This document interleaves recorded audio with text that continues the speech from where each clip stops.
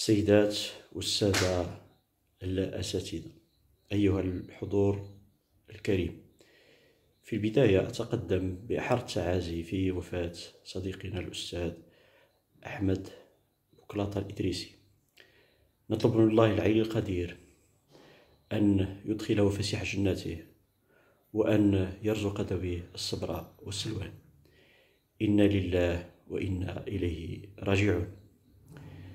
Monsieur le Président de la séance, Messieurs les professeurs, chers collègues, honorable assistance, c'est pour moi un réel plaisir de participer à cette importante manifestation scientifique avec un thème intitulé « L'économie circulaire, une revitalisation de l'économie sociale et solidaire au Maroc ». Dans un premier temps, je vais essayer de montrer que l'économie sociale et solidaire ainsi que l'économie circulaire représentent des activités extrêmement importantes dans un contexte marqué par des défis globaux majeurs liés au changement climatique, à la raréfaction des ressources et aux inégalités sociales croissantes. Dans ce cadre, le Maroc, à l'instar de nombreux pays, est appelé à repenser son modèle de développement de l'économie sociale et solidaire. Dans cette logique, deux approches alternatives se distinguent par leur potentiel transformateur. L'économie sociale et solidaire, fondée sur des principes d'équité, de coopération et d'utilité sociale, et l'économie circulaire qui vise à rompre avec le modèle linéaire en promouvant la réduction, la réutilisation et la valorisation des ressources. Ces deux dynamiques, bien que d'origine distincte, présentent des convergences notables. La combinaison des pratiques circulaires et des objectifs sociaux de l'économie sociale et solidaire pourrait créer un levier puissant pour un développement plus inclusif et durable. Donc notre problématique est toute claire. Elle s'énonce comme suit. Comment les activités de l'économie circulaire peuvent-elles permettre de revitaliser l'économie sociale et solidaire au Maroc? Bien sûr, avec une hypothèse centrale, l'économie circulaire, par ses mécanismes de valorisation locale, de création d'emplois verts et d'innovation inclusive, constitue un véritable catalyseur de renouveau pour l'économie sociale et solidaire.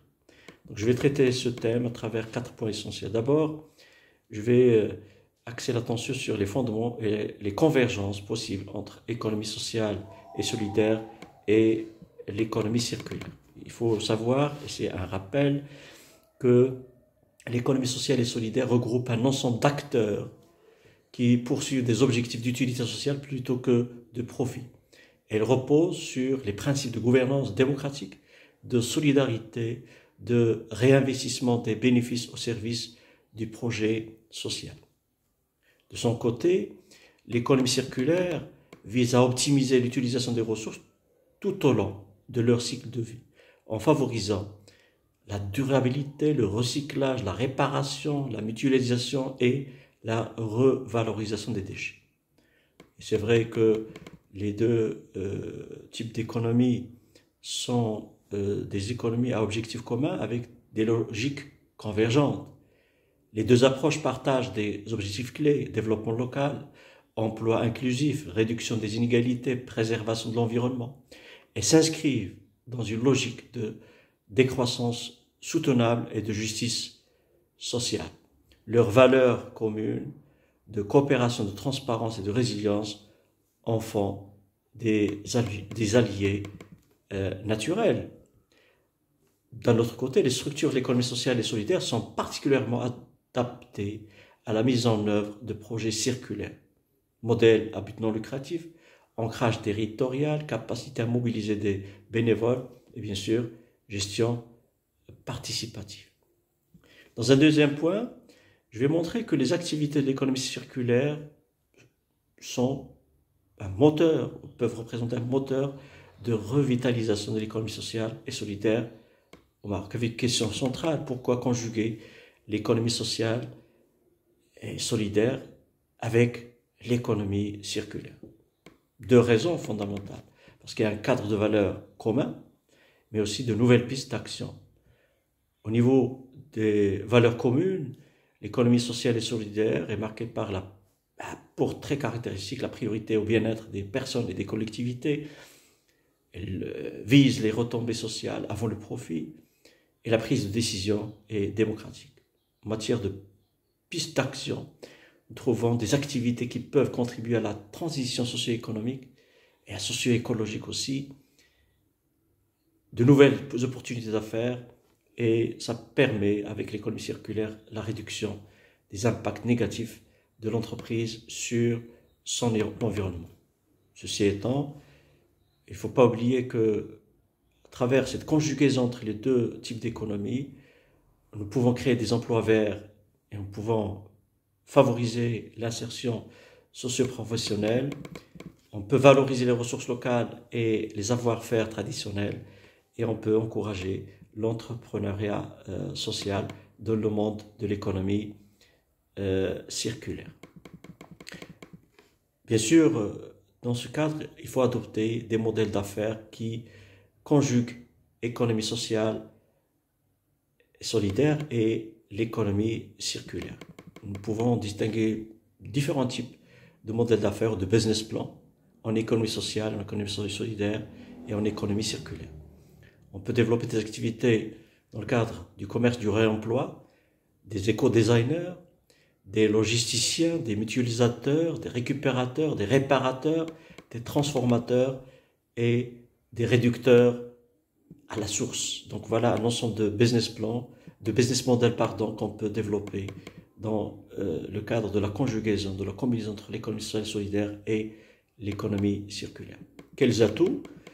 Donc il y a plusieurs atouts. L'économie sociale et solidaire présente plusieurs atouts pour être un champ fertile pour le développement de l'économie circulaire.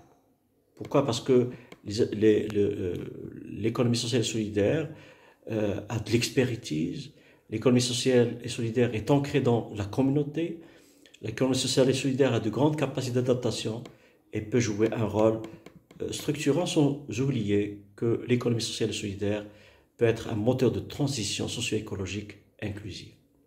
Dans un quatrième point, je vais montrer que pour réussir cette synergie entre économie sociale et solidaire et économie circulaire, il faut réunir un ensemble de conditions. Première condition, il faut renforcer le cadre juridique et institutionnel. La deuxième, c'est la sensibilisation et la formation des acteurs. Et la troisième condition, c'est le soutien des collectivités locales et l'intégration régionale. Pour conclure, je peux dire que la convergence entre économie circulaire, économie sociale et solidaire n'est pas seulement possible, elle est nécessaire pour répondre aux enjeux du développement durable au Maroc. En permettant la création d'emplois durables, la valorisation des ressources locales et l'intégration des populations vulnérables, les activités circulaires peuvent revitaliser l'économie sociale et solidaire et lui donner une nouvelle dimension. Pour que cette synergie produise ses effets, elle doit être soutenue par une volonté politique forte, une reconnaissance juridique claire et une mobilisation collective des acteurs. Merci de m'avoir écouté.